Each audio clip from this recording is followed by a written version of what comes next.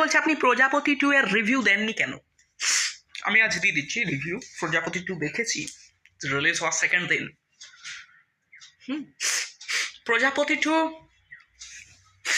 আমার ভাল লাগেনি। প্রথম কথা, আমার ভাল লাগেনি। আগের গল্প প্রজাপতিটা অনেক ভালো ছিল। সেই গল্প আমি আগের চ্যানেলে বা এই চ্যানেলেই সম্ভবত বলিনি, তখন আমি রিভিউ করতে পারিনি। কিন্তু আমার প্রজাপতিটা অত ভালো লাগেনি। কিছু ইললজি মতলব সবাই বলছে প্রজাপতি 2 ভালো হয়েছে। হ্যাঁ, আমি মানছি ভালো হয়েছে, পারিবারিক সিনেমা। কিন্তু সবসময় পারিবারিক সিনেমা চলে না। যেমন সবাই বলছে আপনি ধুরন্ধরের রিভিউ দেননি কেন? কারণ আমি প্রথমেই সবাইকে লিখে দিয়েছি ধুরন্ধরের আমি রিভিউ দেইনি, কারণ আমার বয়স 18 হয়নি, আমার বয়স 17।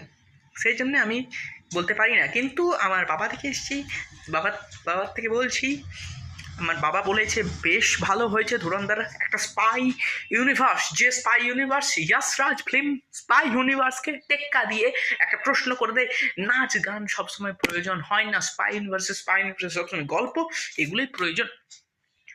সেই জন্য আমি ধুরন্ধরের রিভিউ দিতে পারিনি। প্রজাপতি 2 আমার ভালো লেগেছে।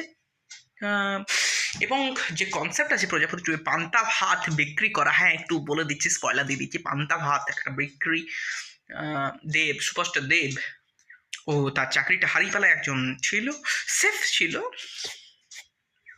সে চাকরিটা হারিয়ে ফেলে এবং একটা হোম যেমন খুলেছে, হোম ফুড ট্রাক, সেই একটা উনি করে এবং সেখানে সফল হয়, ভালোভাবে সফল হয়, সেটা নিয়ে করেছে।